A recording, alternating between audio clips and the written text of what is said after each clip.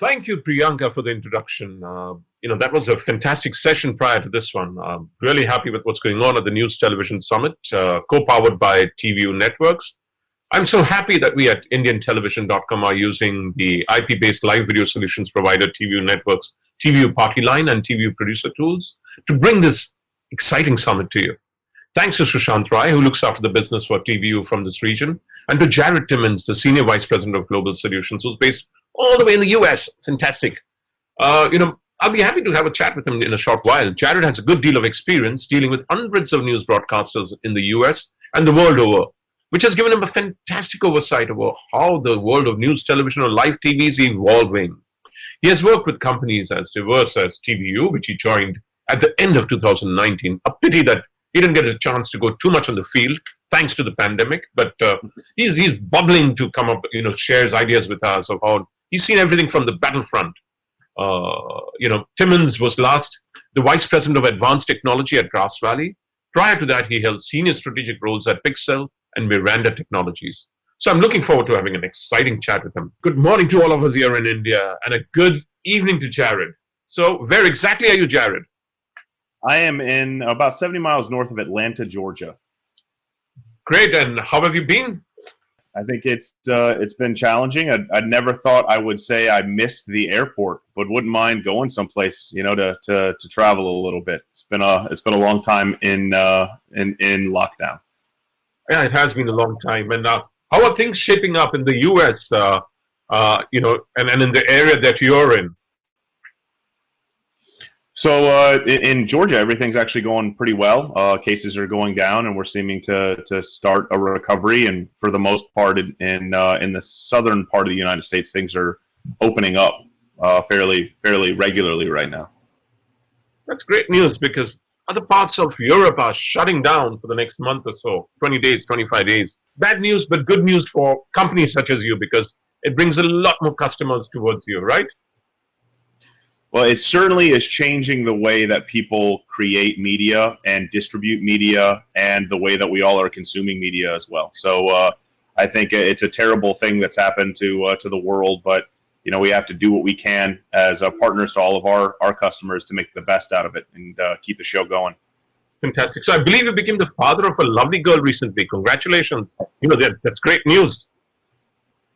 Yeah, little Ava Joy. So about a week ago. So obviously still haven't had any sleep. So that was my next question. Has she been keeping you up all night? Did she keep you all night last night? I mean, I know it's night over there now, late evening. She's doing well. I've got a few kids, so we've gotten used to it. Isn't the world of news looking exciting to you? You have a very combative election going on between Trump, Biden. How's it looking to you, the news business?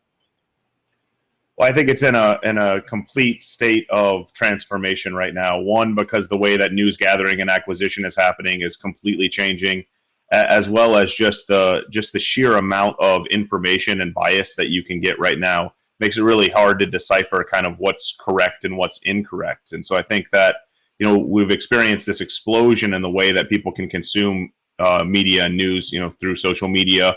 But a lot of the late-breaking stories that are happening here in the States are happening because of user-generated content that someone took off their iPhone devices. I mean, that's how we learned what was going on during the protests and the riots that happened over the last few weeks. So most of those stories broke through user-generated content video. So I think news has a challenge. It has a challenge about how it's going to deploy resources to actually do effective acquisition.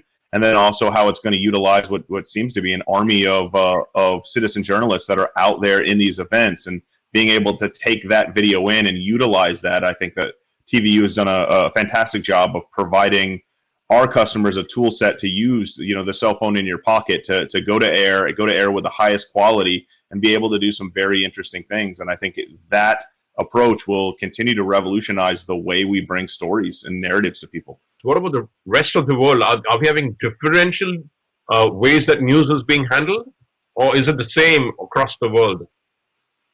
I think we've seen a lot of at-home news gathering occur universally across the world, where the anchors can't go into the studio; they have to make their home their new studio.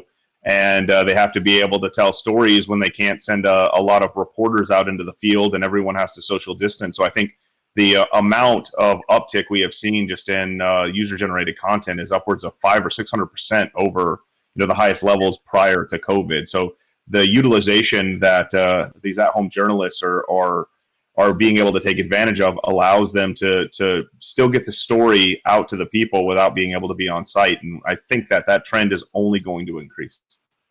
So that's one trend we are seeing in the area of user-generated content and information and news. What are the other trends you've seen? Well, I think that we're seeing a lot of emergence of the utilization of AI. Now that you have a bunch of different feeds that you're bringing in from various different sources that maybe aren't trusted sources, being able to utilize machine learning and utilize the cloud to be able to understand what kind of content you're bringing in, to be able to transcribe that content in real time, and to be able to help you locate and associate that content in a much quicker and more automated fashion. I think that the cloud workflows that are emerging from this more distributed work environment are opening up a lot of opportunities to not just create interesting content, but how do we utilize content, how do we share content, how do we search for content. All of these things are being disrupted because we all have to be distributed in the way that we are building out these modern news workflows. Let's look at an ideal news station pre-COVID, and what do we see a news provider, not station, because it needn't be a station. It could be an IP delivered, guy, actually a news journalist at home who's got freelancers who are committed to a cause and who are creating content which will educate and inform the community. How do you see that? How do you envision that versus a traditional legacy workstation with playouts, with control rooms, with transmitters, with satellite hubs, with news reporters scattered all over? What's the difference? Well, I think the difference is we've had to learn how to do things in multiple different locations and how to synchronize things together, as well as how to be able to bring both talent as well as people that are news gathering for us, or people that are asking questions or answering questions from home into these scenarios. So I think we've seen an extreme shift to distribution. But the interesting thing about that is that everyone's had to move to some kind of cloud service essentially to be able to accommodate that. And it opens up all of those other areas that you were bringing, the way that we did play out, the way that we did distribution, the way that we shared things with social media. We had a higher production quality. And the most interesting thing was that we assumed that viewership would suffer because of degradation of quality, but people are so accustomed to watching video on their cell phones and watching video that other people shoot that I don't think that was as impactful as people expected it to be from COVID.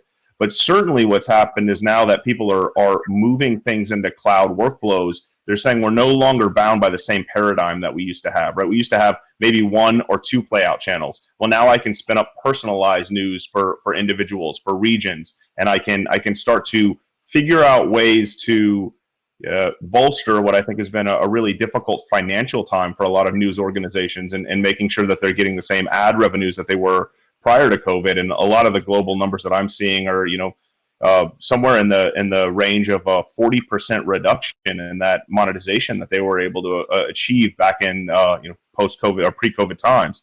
And so the interesting thing is now is how do we start to allow customers to start to experiment with workflows, to try new things, to only pay for or invest for the time that they're using the technology, because I think that there's a lot of unknowns. I don't think anyone who tells you they know how this thing's going to pan out is probably lying to you, because there's so much that we can't account for that's going to happen in the way that we move forward with workflows, that both the way that the vendor community approaches customers to solve their problems, as well as the technology and how we use that technology in the cloud, need to be agile and need to be adjustable based on the need of that particular operation, as well as allowing them to be creative and figuring out how they're going to bolster their revenues and try different workflows that allow us to have more personalized and more engaging content. India is very diverse. We've got talukas, small districts, we've got states, we've got cities, and we've got villages. It's a very, very vast country. So, and they've got people just feeding it, stringers or reporters who are not even possibly being paid, but because they have cause, they're sending back feeds from that. So, whereas it's compared to a news organization of the past, where you had OB vans, you had field cameramen, you had ingest, you had exgest, you had tons of things which were, investments were running into. millions of dollars at times for a TV station. But today it's different. It certainly is different, and I think that what you're seeing is you're seeing this new emergence of freelancers or talent or operators or production staff as a service. And so as tool sets become more capable and can run pretty much anywhere in the cloud, being able to schedule out that manpower and being able to have citizen journalists globally is a lot more sharing, interagency news sharing, because no one can get out there and get all of that themselves anymore. So we've seen a lot of people be open to pool feeds when it comes to various municipalities and local governments, and being able to pull those together and share that information. And I think what you'll find is that there's going to be way more choice, which is I think both a very interesting thing, but also a very concerning thing, because so many different narratives are out there right now in the news environment. Where do you go to as that trusted source of news when everyone's kind of becoming a freelancer, right? That's a difficulty we're seeing in the States, as well as, you know, podcasts and multi-channel networks online are starting to have a lot more viewership than you would get sometimes in primetime news for the major channels.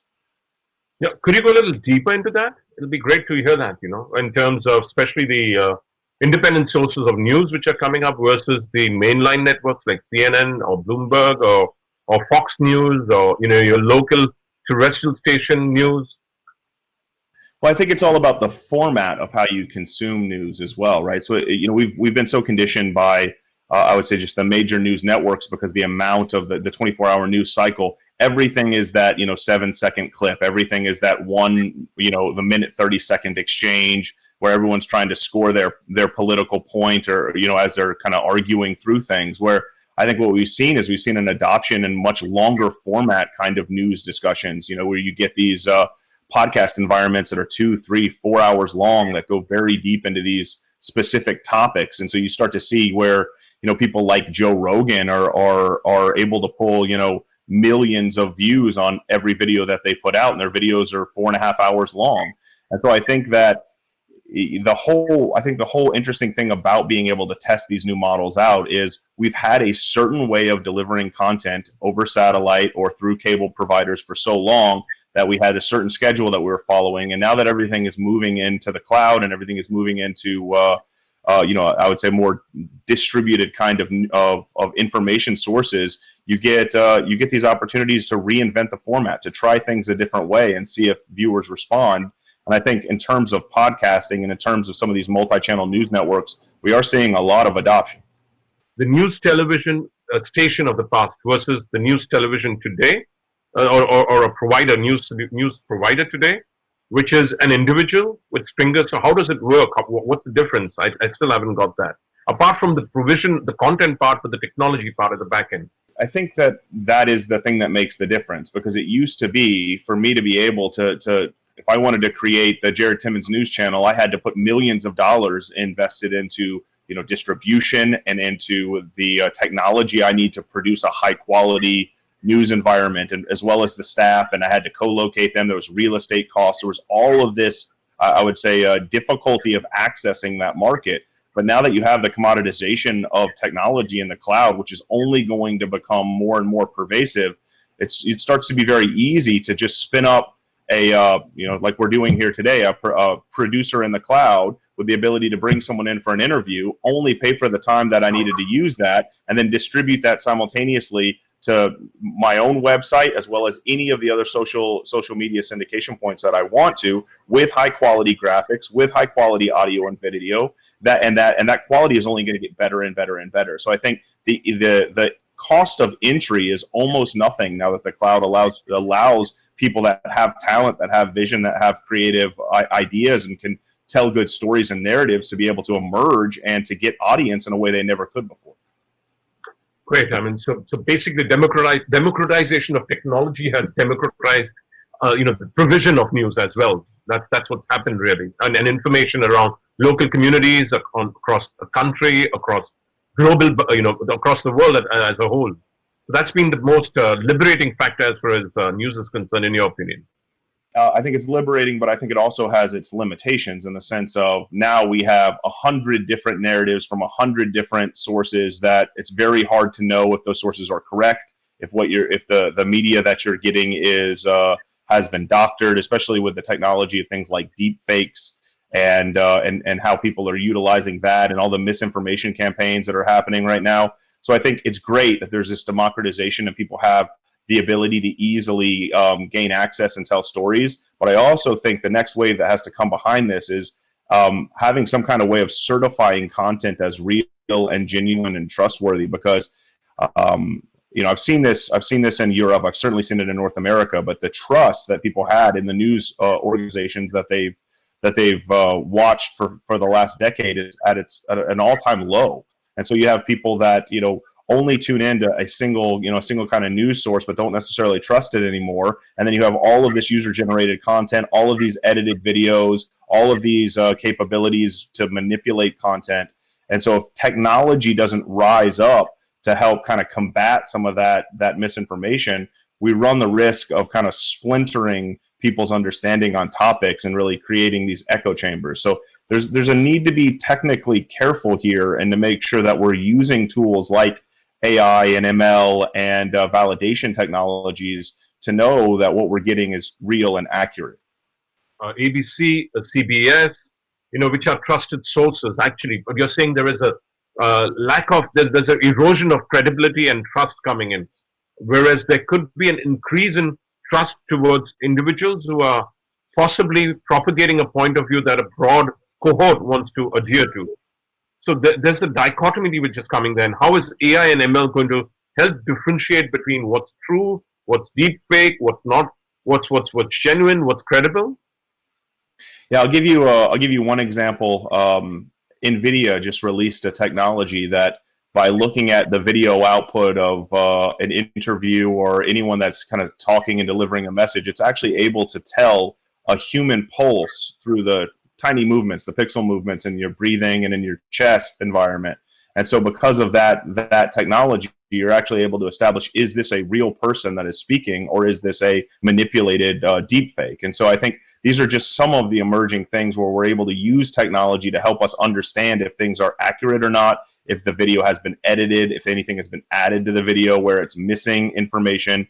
And I think the more that we can use technology to enable us to know what is right and correct and what isn't, the better, both the large-scale news organizations as well as these upstart, multi-channel networks that are starting online and podcasts and individuals that are starting their own news environment. The great thing about it is all of those AI libraries that are being built are accessible to anyone. And through most cloud service providers, you can build those kinds of workflows fairly simply to start to provide that functionality to the highest level of news provider, all the way out to the upstart individual that's trying to start their own channel. So if I'm an upstart today wanting to set up a news channel, I'm not an upstart really, but I'm experienced. I'm an experienced journalist who's got a vision for what I want to deliver. What advice would you give me as in starting up, not just in terms of quality of content, the narrative, but also in terms of the tech at the back end? What would you advise me to do? The days of investing in expensive real estate and on-premise fit-for-purpose technology are fast becoming the past and behind us. And I think anyone starting from scratch has a huge amount of tool sets that they can take advantage of, from cloud editing to cloud production to all kinds of cloud workflows that are enabled now. And so I think that the key thing is making it about the story and the content, and letting the cloud allow people to have a scale they never could have had on their own. So I guess my advice would be to make sure that whatever solution or foundation you're trying to build your news organization on, that it's adaptable and that you can respond, because the things that worked yesterday probably won't work in a day, a month from now. And the pace by which technology is evolving and changing is happening very, very fast. So making sure that you partner with companies that are going to be able to help you grow in those areas, and that you don't limit yourself with I would say, fit for purpose workflows that only do one thing. That's going to be the people who can change the quickest to the new way of doing things are going to be able to take most advantage of it. So as far as your MediaMind, your story-centric workflow platform is concerned, how has that evolved?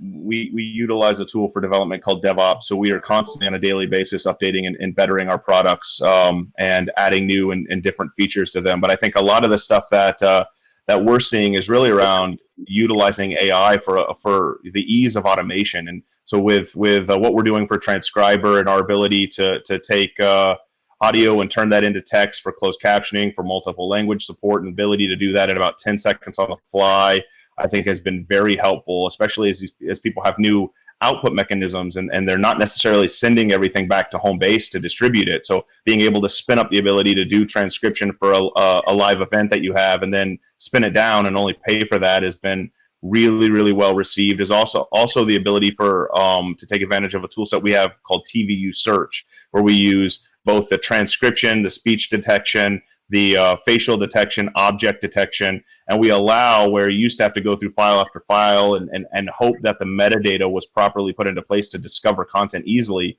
Now you could search for, I want to see where Donald Trump in a yellow tie said the words disinfectant. And anytime in your archive that those conditions are met, you automatically get that information presented at the timestamp that word was said. So the ability to then clip that and take that to air very fast and efficiently is greatly improved, and we're seeing a large adoption there. But even then, and moving into kind of the next generation of utilizing different AI environments to be able to do object detection, so that we're not showing things on screen that certain regions don't want to see, a certain violence or blood or gore or nudity. Now we can detect those with AI and automatically, identify those so that you can take action, or eventually you would be able to have downstream systems maybe edit that out or cover that up. So we're just kind of entering the beginning of adopting AI into broadcast workflows and really looking at metadata a different way. And I think what you'll see is a next level of recommendation engines that'll come from that, as well as the next level of news automation. Are those tools also being developed going forward, that I get to watch the content I want to watch on, even in news, as far as news is concerned? I get that on entertainment, but I'm going to get that. Am I going to get that even in news? I think so, and I think one of the things that we're doing with Producer in the cloud is we're taking all of the metadata and the decisions that you make for certain kinds or types of shows, or say a flavor of a show. And so all of that edit decision list information is available. And so we can start to utilize that to say, well, I know that show I just did was a really good show and I liked the format, I liked the way that show went, I want to save that show. And so then you could have the AI say, well, I'm going to cohere future broadcasts to the format that you just created and said that you wanted to achieve. I can give recommendations. So maybe you should take this shot at this time. Maybe you should look at that angle. And then the more that you can train the AI and the more information it gets about how those shows operate, we're not too far away then from being able to have an AI cut a different version of a show for you based on the way that you like to see the show, as opposed to your neighbor who has something that they want to see a little bit different. And the more we learn about the people, and the more that we allow users to customize, the more that those elements can be catered to what they're interested in. If you like weather and sports and maybe a little bit of politics, those ratios for a show that you watch could be completely different for someone who's a political junkie who wants to watch all political news and care about sports, right? So all of those kinds of things, and the way that we distribute that can be intelligent through AI, so that it can target the way an individual wants to consume content in the context that you're at. So the way you may want to consume content when it's you and your family watching on your smart TV at home may be different than the way you want to consume news on your phone, say walking down the street or in a subway or something like that. And so the contextual element of the data can also be utilized to provide further enhancements to the format that you want to see at the right kind of at the particular time. There's too much of noise. I don't want to watch. I want to watch what I want to watch. It's a great solution. So it's been fun chatting with you. Is there anything else you'd like to add before we sign off right now? It's been very interesting watching the creativity of the global news providers and being able to kind of adapt to this world. And I think that what you're going to see is, now that everyone's really fully shifted to trying to figure out how to make the cloud work, and now that it looks, because of all of these the second and third waves of COVID coming, I think you'll see a lot of new vendors emerging, and I think you'll see a lot of new partnerships with vendors emerging, where you'll be able to, in the cloud, have best-of-breed editing, best-of-breed AI, and all of the things that TVU's been working on specifically to make sure that we can build an ecosystem that can help customers solve their problems today, but are future-proofing them so that they're ready to be as agile and adaptive to whatever tomorrow's needs are going to be as well. Fantastic. It's been fun chatting with you like always, Jared. Thank you for your time with us. And I know it's getting late where you are. You probably want to get back to your little girl and spend some time with her and get to bed. But it's been a pleasure chatting with you, Jared. Thank you once again. Great chatting with you as well. Thank you. Thank you.